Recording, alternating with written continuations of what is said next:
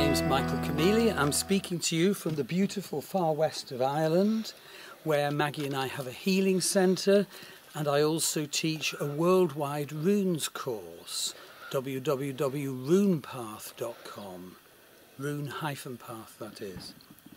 And this promotional video tells you about the Vanir, the people whom the Norse with their Aesir gods met when they arrived in the northern lands, and what happened.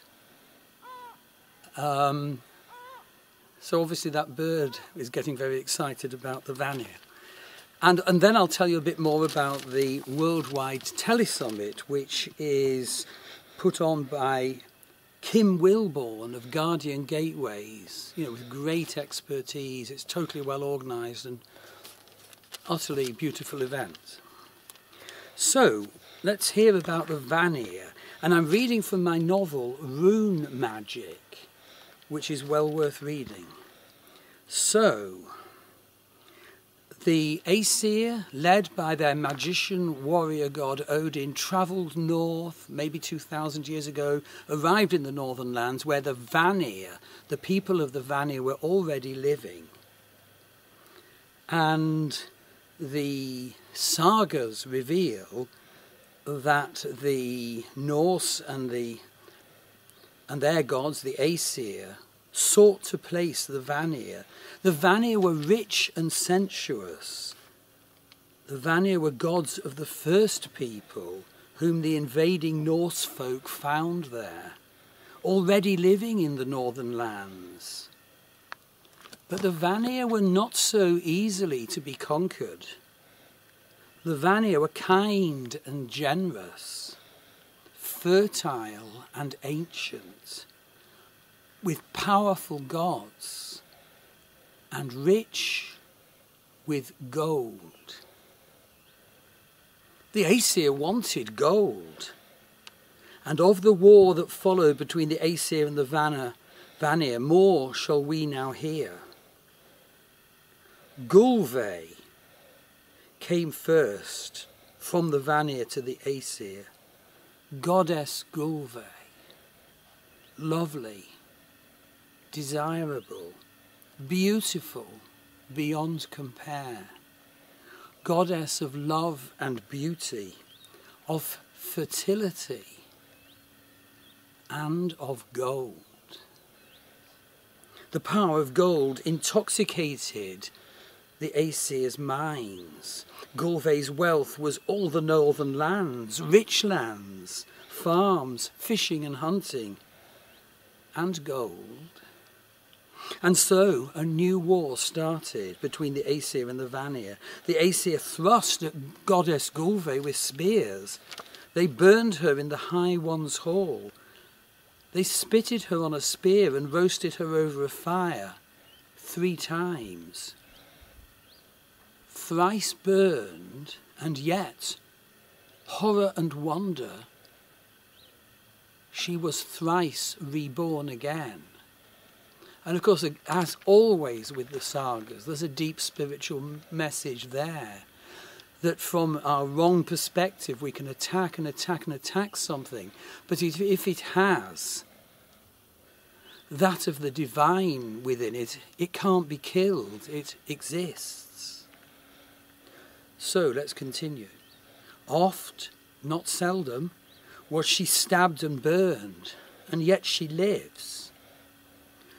And she developed awesome powers, awful to the Aesir, that is. Gulve turned seeress and witch as well. A Seithir magic woman. Seithir, which the Aesir said was Agra and Urgi and unmanly, and a man should not practice Seithir without shame. But Gulve first brought sorcery to the Aesir and the humans. The Aesir gods said it was low magic, magic that they feared and they reviled. But then she got worse, according to the Aesir. She said her name was not only Gulve, but hide or shining. When houses she visited, She said she was a prophesying seeress, skilled in sorcery. Spells she cast, minds she bewitched. The Aesir said she was always the delight of wicked women. But they could not destroy her. Every time they speared her and burned her, she was reborn more beautiful. Her magical powers yet increased.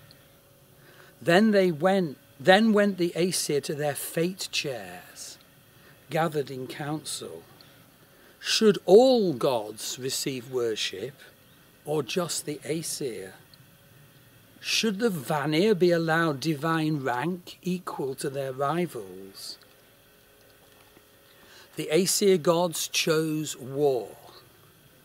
Odin hurled his spear among the host, an act of sovereign magic. Thus war came, a war of powerful magic, axes, arrows, swords and spears. I remember the war. Aesir warriors fought the Vanir farmers.